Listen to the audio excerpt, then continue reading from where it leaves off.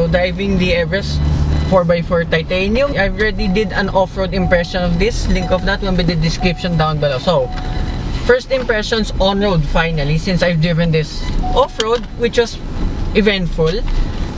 It feels like the Ranger 4x4, which I've actually yet to drive. That comes after this. So being now the 4x4 Everest on-road, I did notice, yes, being a 4x4, like all of the PPVs and pickups in its class, there's a lot of weight now with the steering wheel. It's still the lightest one in its class, I gotta say.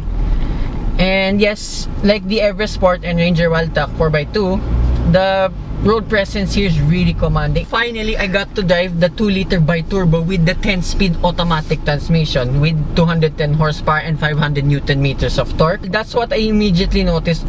Going out from the parking, the gearing is actually quite short. Like just here in eco mode, like it tends to hunt for the gears, but in return it gives you better fuel economy.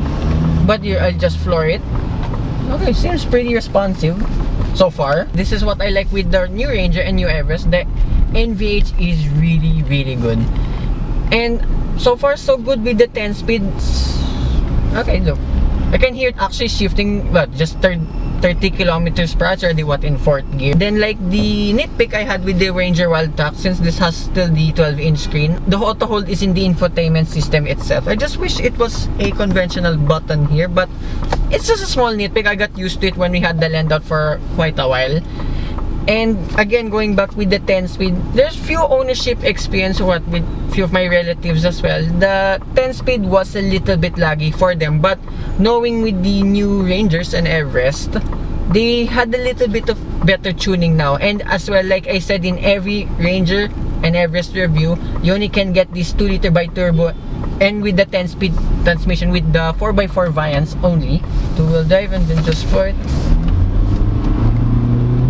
Oh wow. Right. Straight lang, sir.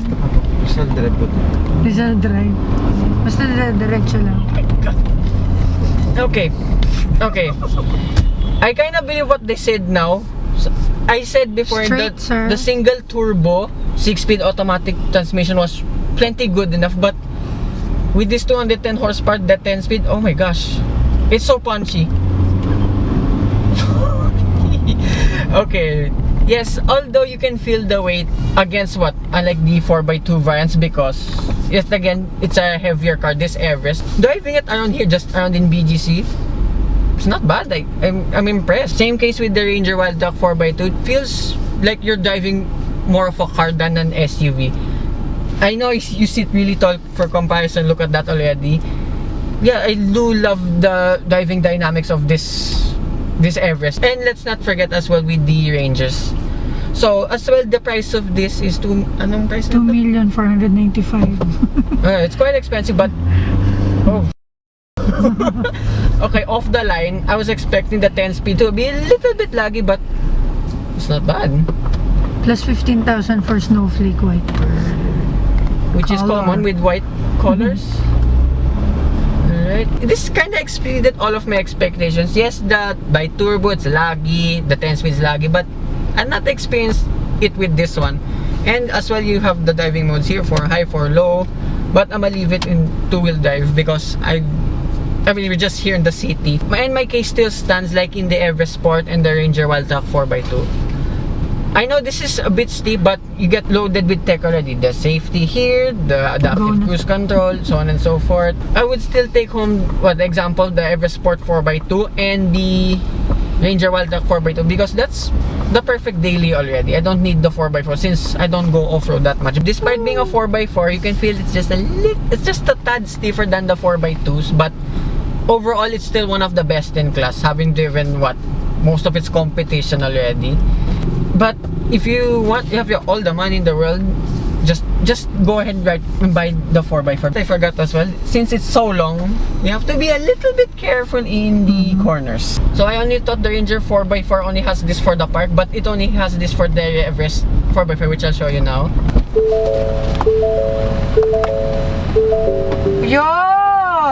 Since this been driving the whole day already, I was expecting this Everest to be a little bit thirstier since it's a bi-turbo engine, but no.